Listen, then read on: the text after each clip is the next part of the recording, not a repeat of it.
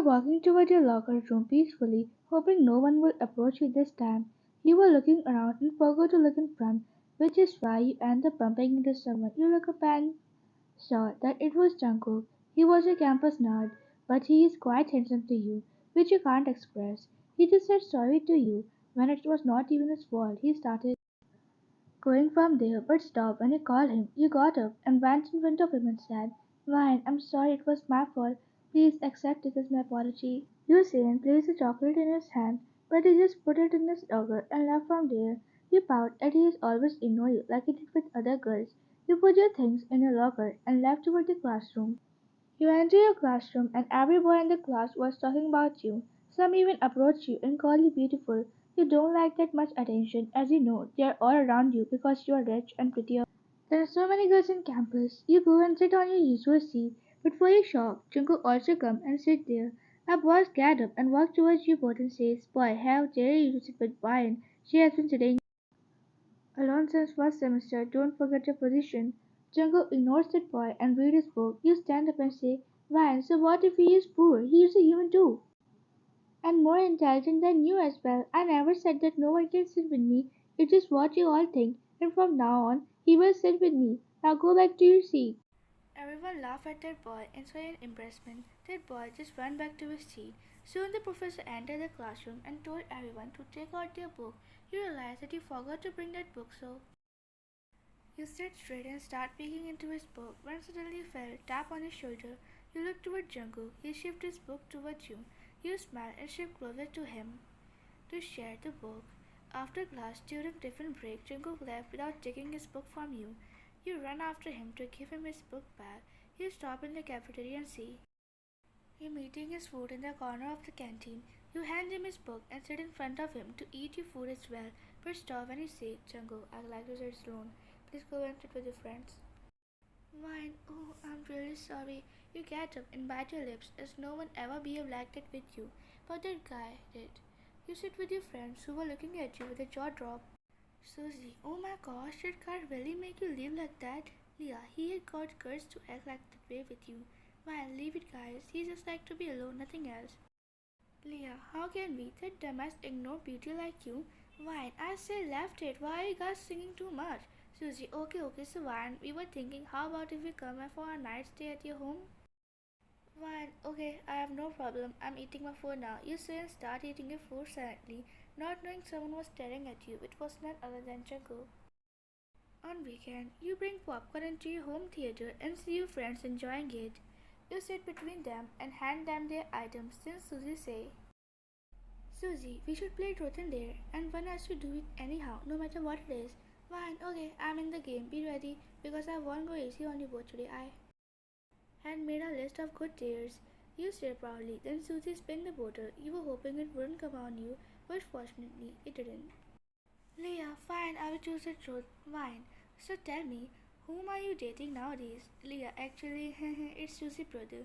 Susie's jaw dropped. Hearing that, she got up and looked at Leah. Susie, oh gosh, you didn't give my brother as well. What do you even see in that poop? You laugh your heart out, hearing her calling her brother poop. Susie turned the bottle and it landed on you. Fine, I will choose dare. Susie and Leah smirk at each other and say, Susie, fine, you have to date that nerd in college for a week or make him fall for you in a month.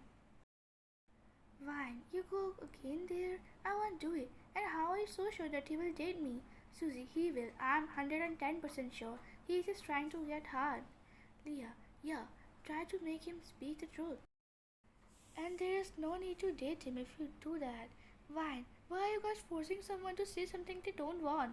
Leah, what is this? You can't say no as we feel. You have to do it, and you can't tell him about this because we know how innocent you are. You sang a slowly note as you're ruining your whole mood. The next day, you were in the corridor with your two friends. You saw Jungle going toward the backyard. Leah pushed you in front. You sang, knowing that she meant. So you went toward Jungle and stood in front of him.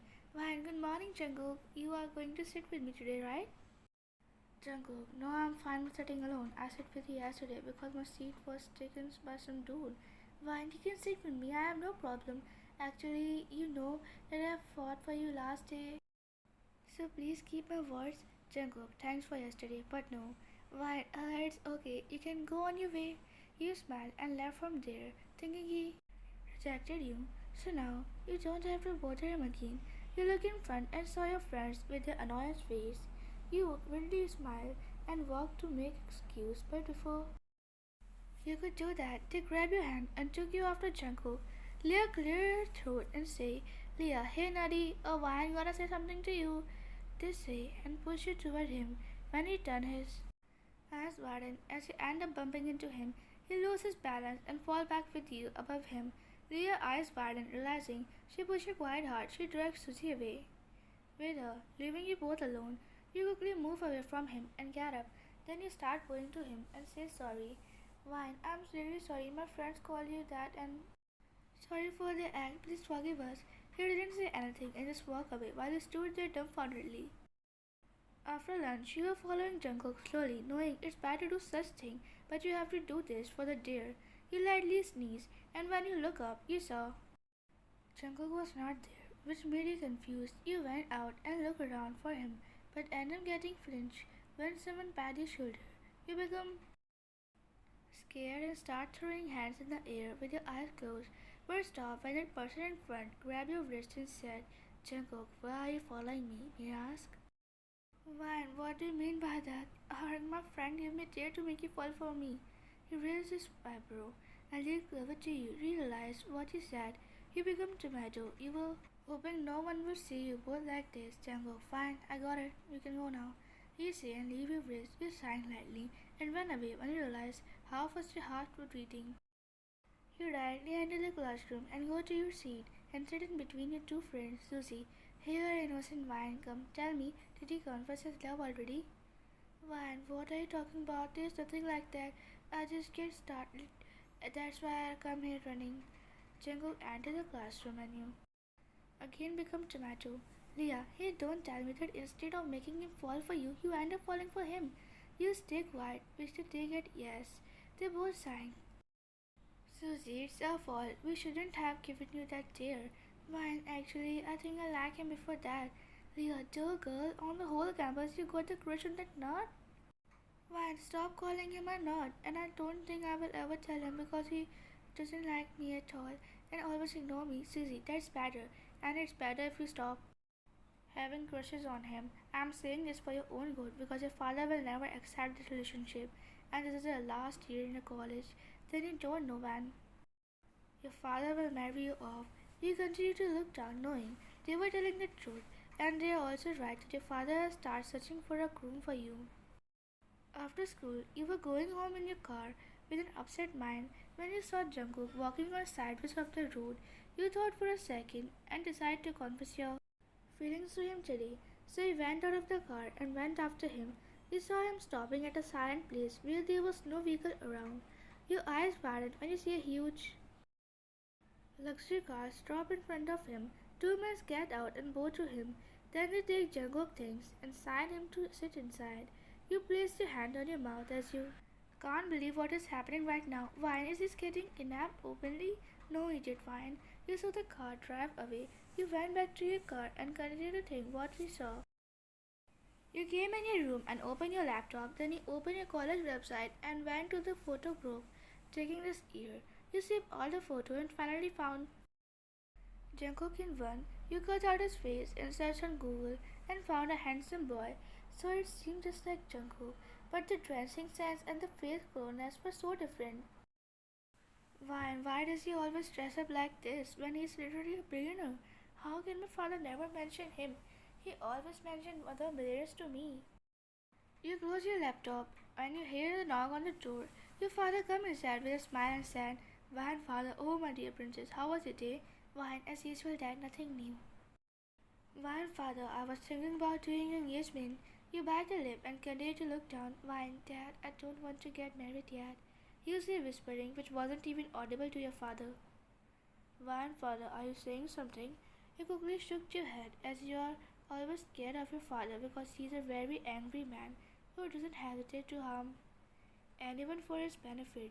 Wine, father, let's act, my girl. Tomorrow our family is coming to see you. And do you know they sent a proposal for this marriage themselves? So be ready in the evening, okay? I will send a pretty dress for my princess. Your father patted your head and left the room. Fine, I don't want to get married, Dad. I love someone else. I wish I wasn't this rich. The next day, you arrive at college with a sad face, and today your friends are absent as well. You saw Jungkook. He was nervous as usual. You wanted to ask him out yesterday, but you didn't, as you don't want to invalidate his privacy. You got a message from Leah saying, "We are taking a day back. Just don't talk to that boy again." You didn't respond and put your phone back. Then you enter inside your classroom. A boy approached you and started hitting on you. He placed a ring box in your hand and kneeled down. "Boy, you are the one I dream of. Please be my girlfriend, Ryan." You look around and everyone starts cheering, but Jungkook interrupts by taking the ring from your hand.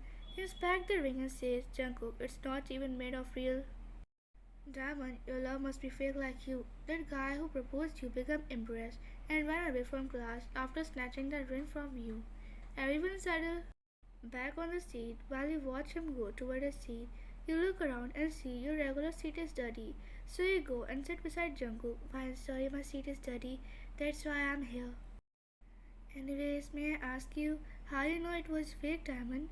You say in hope to get the truth out, but he looked toward you with his cold eyes which make you look away. "Jungkook, you saw me yesterday, right?" Your eyes widen at his word. You look everywhere else in the room, acting like you didn't hear him. "Jungkook, I take it as yes. So how many people do you tell?" "Mine, I'm not a gossiper, okay? I didn't tell anyone. I was confused.